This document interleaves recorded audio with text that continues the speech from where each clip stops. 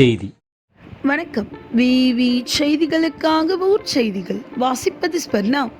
ராணிப்பேட்டை மாவட்டம் ஷோலிங்கர் நகராட்சிக்கு உட்பட்ட வார்டு 1, 2, 4, 7 ஆகிய வார்டுகளில் உள்ள தெரு நாய்களுக்கு ராபிஸ் தடுப்பூசி செலுத்தும் பணி நகராட்சி ஆணையர் நந்தினி தலைமையில் நடைபெற்றது.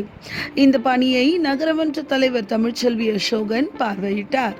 நகராட்சி தூய்மை பணியாளர்களை கொண்டு 4 வார்டுகளில் உள்ள தெரு நாய்களை பிடித்தனர். கால்நடை மருத்துவர் அருள் பாண்டியன் பிடிக்கப்பட்ட தெரு நாய்களுக்கு ராபிஸ் தடுப்பூசி செலுத்தினார். 4 வார்டுகளிலும் 22 ஆண் 21 பெண் நாய் என மொத்தம் 43 தெரு நாய்களுக்கு ராபிஸ் தடுப்பூசி செலுத்தப்பட்டது.